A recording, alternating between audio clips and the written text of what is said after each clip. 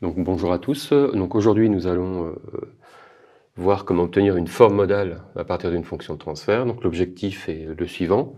Donc étant donné une fonction de transfert g de p, donc définie par une fraction entre deux polynômes, où le degré du polynôme au numérateur m est inférieur strict à n, le degré du dénominateur. Et l'objectif, c'est de déterminer un modèle d'espace d'état ABCD, tel que G de P égale à C facteur de P identité N moins A moins 1B plus D, où A est une matrice diagonale et la dimension de l'espace d'état, donc la dimension de l'espace d'état, est égale à N. N, le degré du dénominateur de la fonction de transfert. Donc l'hypothèse que l'on va utiliser aujourd'hui est la suivante. Donc on va supposer, pour éviter finalement des calculs un peu plus compliqués, on va supposer que G admet des pôles simples.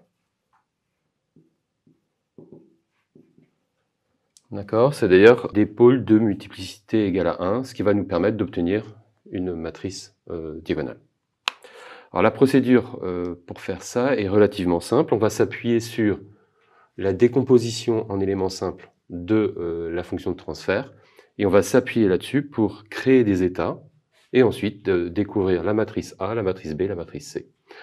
Puisque, juste une remarque, donc puisque M est inférieur strict à N, la matrice D de transfert direct sera toujours égale à 0. Si ce n'est pas le cas, il suffira de faire une division euclidienne du numérateur sur le dénominateur. Donc la procédure qu'on met en place, c'est la suivante.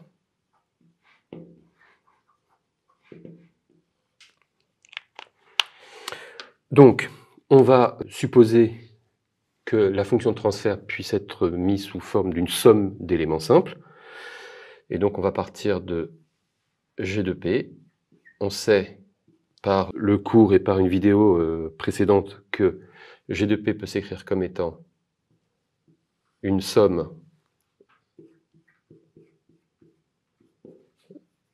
d'éléments simples, donc R1 sur P moins P1, plus R2 sur P moins P2, plus etc., etc., plus Rn sur P moins Pn, où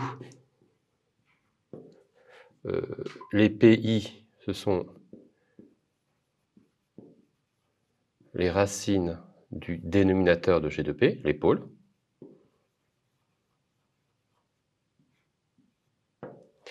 et RI, c'est ce qu'on appelle les résidus associés à PI.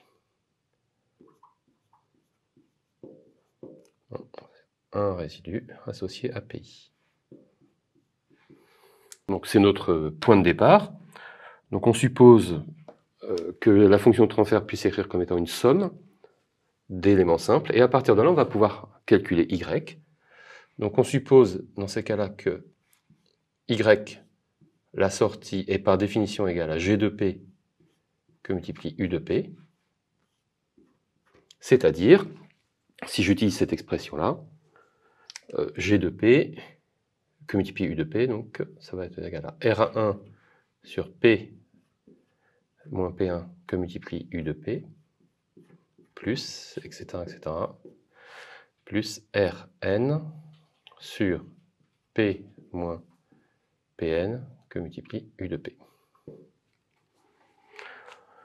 Donc voici l'expression de Y en fonction des éléments simples. Et donc on va maintenant pouvoir définir les différents états. Et pour ce faire, on va proposer une première décomposition.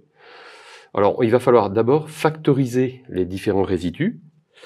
Donc on choisit, et c'est un choix, il y a une infinité de choix possibles. Donc on choisit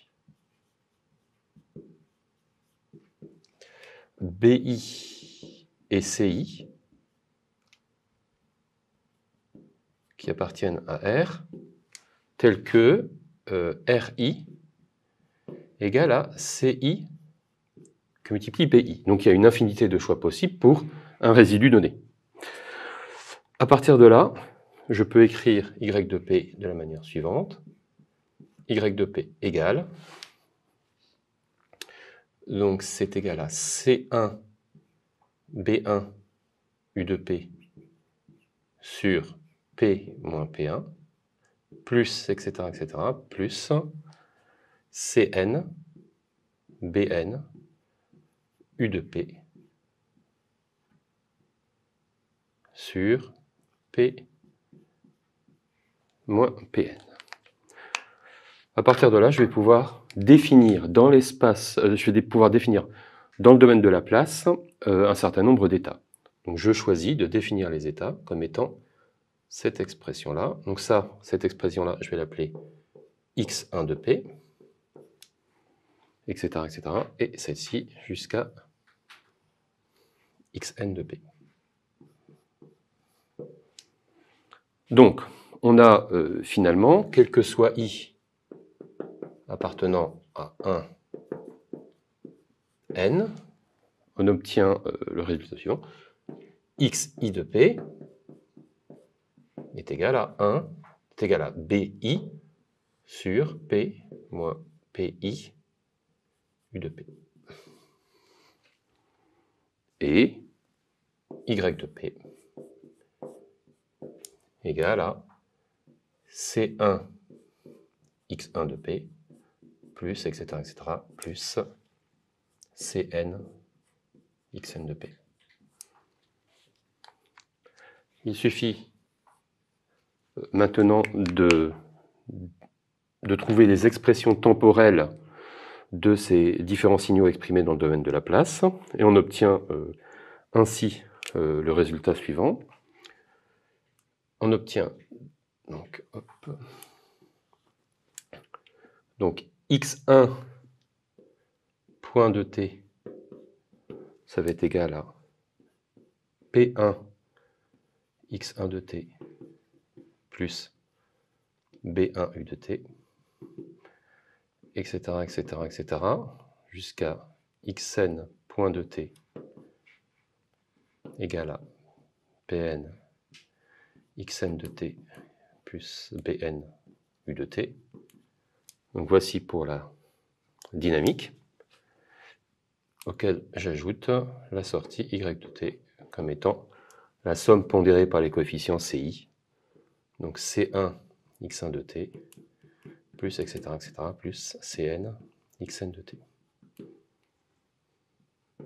Donc pour conclure, on peut donc, à partir de cette expression-là, déterminer la matrice A. Donc la matrice A va être égale à une matrice diagonale, constituée sur la diagonale des pôles de la fonction de transfert. B va être constitué des éléments B1 jusqu'à Bn. Et enfin, C sera égal à C1 jusqu'à Cn. C'est une méthode qui est donc relativement simple, qui est donc basée essentiellement sur la décomposition en éléments simples. Et donc dans une prochaine vidéo, nous allons passer à un exemple pour voir comment ça fonctionne. Merci.